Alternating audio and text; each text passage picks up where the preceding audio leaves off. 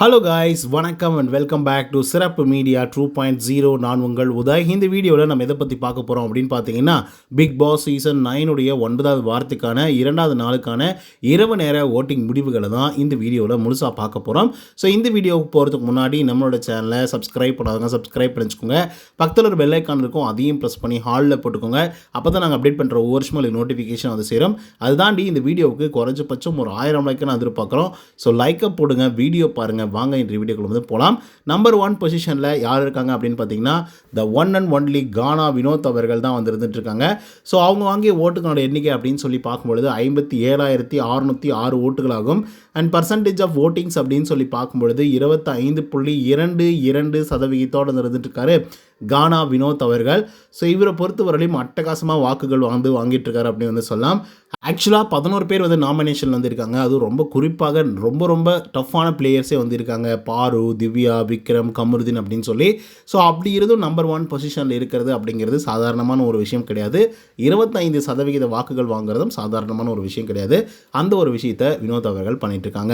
2வது பொசிஷனில் விஜே பார்வதி 35,693 ஓட்டுகள் வந்து வாங்கியிருக்காங்க. அண்ட் பர்சன்டேஜ் ஆஃப் ஓட்டிங்ஸ் அப்படின்னு சொல்லி பார்க்கும்பொழுது 15.63% இருந்துட்டு இருக்காங்க விஜே பார்வதி அவர்கள். ஸோ இவங்களை பற்றி சொல்கிறதுக்கு ஒன்றுமே இல்லை, ஏன்னா அவ்வளோ அழகாக அட்டகாசமாக வந்து கேம் ப்ளே பண்ணிட்டு இருக்காங்க. ஸோ எப்படி ஆரம்ப காலகட்டத்தில் பார்வதி அவர்களை ரொம்ப கஷ்டப்படுத்தி காயப்படுத்தி யாரெல்லாம் கழுவி ஊற்றிட்டு இருந்தாங்களோ இப்போது அது எல்லாமே மாறி கொஞ்சம் பாசிட்டிவாக மாறிட்டு இருக்காங்க. 3வது பொசிஷனில் திவ்யா கணேஷ் அவர்கள் வந்திருக்காங்க. ஸோ அவங்க வாங்கிய ஓட்டுகளோட எண்ணிக்கை அப்படின்னு சொல்லி பார்க்கும்பொழுது 23,227 ஓட்டுகளாகும். அண்ட் பர்சன்டேஜ் ஆஃப் ஓட்டிங்ஸ் அப்படின்னு சொல்லி பார்க்கும்பொழுது 10.17% இருந்துட்டு இருக்காங்க திவ்யா கணேஷ் அவர்கள். ஆக்சுவலாக திவ்யா கணேஷ்க்கு இப்போ கூட பயங்கரமான ஒரு ஸ்கோப் வந்து இருக்குது. ஒரு 2 வாரம் அடித்து ஆடினாங்க அப்படின்னா வேறு லெவலில் வாக்குகளை குவிப்பாங்க அப்படிங்கிறதுல மாற்று கருத்தில். ஏன்னா இதுக்கு முன்னாடி வாரங்கள்லையும் அதிகப்படியான வாக்குகளை வாங்கி நம்பர் 1 பொசிஷன்லேயும் வந்துருந்துருக்காங்க. 20%, 25% அப்படின்னு சொல்லி வாக்குகள் வந்து வாங்கியிருக்காங்க. பட் பார்ப்போம் என்ன நடக்குது அப்படின்னு சொல்லி. 4வது பொசிஷனில் விக்ரம் 20,681 ஓட்டுகள் வந்து வாங்கியிருக்காங்க. அண்ட் பர்சன்டேஜ் ஆஃப் ஓட்டிங்ஸ் அப்படின்னு சொல்லி பார்க்கும்பொழுது 9.06% இருந்துட்டு இருக்காங்க விக்ரம் அவர்கள். ஆக்சுவலாக லாஸ்ட் வீக்கில் நம்பர் 1 பொசிஷனில் இருந்த விக்ரம் அவர்கள் லாஸ்ட் வீக்கில் நடந்து கொண்ட கொஞ்சம் கடுமையின் காரணமாக விக்ரம் அவர்களுடைய வாக்குகள் சரிய ஆரம்பிச்சிருக்கு அப்படின்னு வந்து சொல்லலாம். ஸோ அதனால் இந்த சீசனை பொறுத்தவரையிலும் யாரையுமே நிலையாக வந்து இவங்க இந்த பொசிஷனில் இருக்காங்க, இவ்வளோ வாக்குகள் வந்து வாங்குறாங்க அப்படின்றத வந்து சொல்லவே முடியாது. அதுக்கான எக்ஸாம்பிள் தான் விக்ரம் அவர்கள். 5வது பொசிஷனில் கமருதீன் அவர்கள். ஸோ அவங்க வாங்கிய ஓட்டுகளோட எண்ணிக்கை 19,549 ஓட்டுகளாகும். அண்ட் பர்சன்டேஜ் ஆஃப் ஓட்டிங்ஸ் அப்படின்னு சொல்லி பார்க்கும்பொழுது 8.56% இருந்துட்டு இருக்காங்க கமருதீன் அவர்கள். ஸோ கமருதீனை பொறுத்தவரையிலையும் நல்ல ஒரு கேம் பிளே வந்து இப்போதைக்கு வந்து கொடுத்துட்ருக்காரு. முன்னாடிலாம் ரஃப்பாக வந்து இருப்பாப்புல, ரக்குடு பாயாக வந்து இருப்பாப்புல, எப்போ பார்த்தாலும் சண்டை அப்படின்னு சொல்லி சண்டை வலிக்கிறதுக்கே வந்து இருந்துகிட்ருப்பாரு. பட் இப்போ வந்து பார்த்திங்க அப்படின்னா அப்படியே ஃப்ளவர் மாதிரி வந்து ஆயிட்டாப்புல. ஸோ இப்படியே போச்சு அப்படின்னா என்ன நடக்குது அப்படிங்கிறத நம்ம பொறுத்து தான் பார்க்கணும். 6வது பொசிஷனில் சாண்ட்ரா அவர்கள் வந்திருக்காங்க. ஸோ அவங்க வாங்கிய ஓட்டுகளோட எண்ணிக்கை அப்படின்னு சொல்லி பார்க்கும்பொழுது 13,153 ஓட்டுகளாகும். அண்ட் பர்சன்டேஜ் ஆஃப் ஓட்டிங்ஸ் அப்படின்னு சொல்லி பார்க்கும்பொழுது 5.76% இருந்துட்டு இருக்காங்க நம்மளுடைய சாண்ட்ரா அவர்கள். ஸோ சாண்ட்ராவை பொறுத்தவரையிலும் ஒரு நல்ல பிளேயர் தான். ஆரம்ப காலகட்டத்தில் ஒரே ஒரு டாஸ்க் மூலமாக பிளாஸ்ட் பண்ணியிருந்தாங்க. பட் அதுக்கப்புறம் ஒன்றுமே வந்து செல்ஃப் எடுக்கலை. ஸோ அவங்களுடைய உண்மைத்தன்மை எல்லாமே வெளியே வந்ததின் காரணமாக மக்கள் மொத்தமாக போட்டு அடிக்க ஆரம்பிச்சிட்டாங்க. ஸோ அதன் காரணமாக ரொம்ப குறைவான வாக்குகளை வாங்கியிருக்காங்க. 7வது பொசிஷனில் பிரஜன் அவர்கள் இருந்திருக்காங்க. ஸோ அவங்க வாங்கிய ஓட்டுகளோட எண்ணிக்கை 13,115 ஓட்டுகளாகும். அண்ட் பர்சன்டேஜ் ஆஃப் ஓட்டிங்ஸ் அப்படின்னு சொல்லி பார்க்கும்பொழுது 5.74% இருந்துட்டு இருக்காங்க பிரஜன் அவர்கள். ஆக்சுவலாக பிரஜனுக்கும் சாண்ட்ராவுக்கும் தான் மிகப்பெரிய அளவில் ஒரு போட்டி வந்து நடந்துட்டு இருக்கு. குறிப்பாக சொல்லணும் அப்படின்னா சாண்ட்ரா அவர்களுக்கும் பிரஜன் அவர்களுக்கும் பெரிய வாக்கு வித்தியாசமெல்லாம் இல்லை, ஒரே ஒரு 40 வாக்குகள் மட்டும்தான் வித்தியாசம் வந்து இருக்குது. ஸோ அதனால் பிரஜன் அவர்கள் எப்போ வேணாலையும் சாண்ட்ரா அவர்களை கீழே அனுப்பிச்சிட்டு இவர் மேலே போகிறதுக்கான வாய்ப்புகள் வந்து இருக்குது. 8வது பொசிஷனில் யார் இருக்காங்க அப்படின்னு பார்த்தீங்கன்னா கனி திரு அவர்கள் இருந்திருக்காங்க. ஸோ அவங்க வாங்கிய ஓட்டுகளோட எண்ணிக்கை 12,121 ஓட்டுகளாகும். அண்ட் பர்சன்டேஜ் ஆஃப் ஓட்டிங்ஸ் அப்படின்னு சொல்லி பார்க்கும்பொழுது 5.31% இருந்துட்டு இருக்காங்க நம்முடைய கனி திரு அவர்கள்.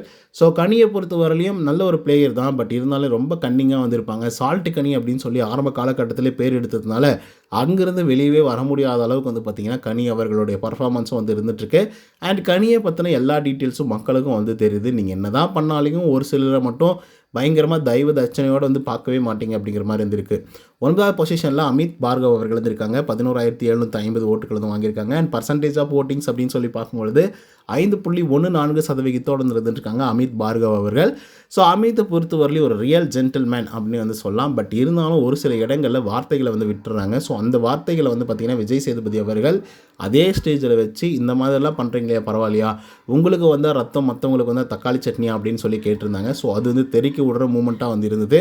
ஸோ அதனால் அமித் பார்கவோடைய அந்த விளையாட்டில் கொஞ்சம் தோய்வு வந்து இருக்குது. அண்ட் மேபி கம்பேக் கொடுக்கறதுக்கான வாய்ப்புகள் இருக்குது. 10வது பொசிஷனில் சுபிக்ஷா 11,025 வாக்குகள் வந்து வாங்கியிருக்காங்க.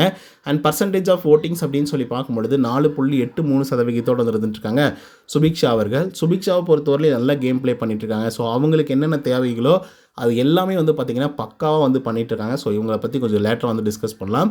11வது பொசிஷனில் யார் இருக்காங்க அப்படின்னு பார்த்தீங்கன்னா எஃப்ஜே அவர் இருந்திருக்காங்க. ஸோ அவங்க வாங்கிய ஓட்டுகளோட எண்ணிக்கை அப்படின்னு சொல்லி பார்க்கும்பொழுது 10,459 ஓட்டுகள் ஆகும். அண்ட் பர்சன்டேஜ் ஆஃப் ஓட்டிங்ஸ் அப்படின்னு சொல்லி பார்க்கும்பொழுது 4.58% இருந்துட்டுருக்காங்க எஃப்ஜே அவர்கள். ஸோ எஃப்ஜேவை பற்றி சொல்கிறதுக்கு ஒன்றுமே கிடையாது. ப்ளே பாய் மாதிரி வந்து பார்த்திங்க அப்படின்னா வீட்டுக்குள்ளே சுற்றி வந்துட்டுருக்காப்புல.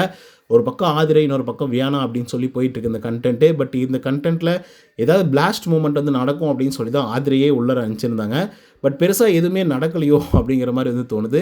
ஏன் அப்படின்னா ஆதிரையும் பெருசாக வந்து பார்த்திங்கன்னா குத்தி காட்டுற மாதிரி ஒரு கேம் ப்ளே பண்ணல. ஏன்னா அது நமக்கு வேண்டாம், இதனால தான் நம்ம வெளியே போனோம். ஸோ இதுக்கப்புறமும் நம்ம அதே மெயின்டைன் பண்ணோம் அப்படின்னா அது தப்பாகிடும் அப்படின்றதுல ரொம்ப உறுதியாக இருக்கிறதுனால எஃப்ஜே பக்கமே வந்து போக மாட்டேங்கிறாங்க. அப்படியே போனாலையும் அவங்களுடைய வார்த்தைகளை சொல்லி சில வார்த்தைகளை குத்துன்னு வந்து குத்தி விட்டு வந்துடுறாங்க, குத்தி காமிச்சு விட்டு வராங்க. ஸோ அந்த மாதிரி நடந்துகிட்ருக்கு. அண்ட் சுபிக்ஷாவை பற்றி நான் சொல்கிறேன்னு வந்து சொல்லியிருந்தேன். ஆக்சுவலாக ஒவ்வொரு வீடியோக்கள்லையும் அவங்கள பற்றி நான் சொல்லிட்டு இருக்கேன். ரீசன் என்ன அப்படின்னு பார்த்தீங்கன்னா சுபிக்ஷாவுடைய திறமை அப்படின்றது வந்து பயங்கரமாக நாளுக்கு நாள் வந்து வளர்ந்துட்டு போயிட்டே வந்துருக்கு அப்படின்னு வந்து சொல்லலாம். ஸோ அவங்களுக்கு நடிக்கணுன்ற ஒரு ஆசை வந்து இருக்குது. அந்த ஆசையை வந்து எப்படியெல்லாம் பர்சீவ் பண்ண முடியுமோ அப்படிலாம் வந்து பர்சீவ் பண்ணிகிட்டு இருக்காங்க அப்படின்னு வந்து சொல்லலாம். குறிப்பாக வந்து பார்த்திங்க அப்படின்னா லிரிக்ஸ் வந்து எழுதுகிறாங்க. சூப்பராக லிரிக்ஸ் வந்து எழுதி அதுக்கப்புறம் பாட்டும் பாடினாங்க.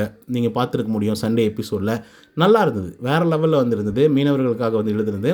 ஸோ அதுக்கப்புறம் இன்றைக்கி ஒரு ஆக்டிங் வந்து போட்டாங்க, வேறு லெவல் ஆக்டிங்.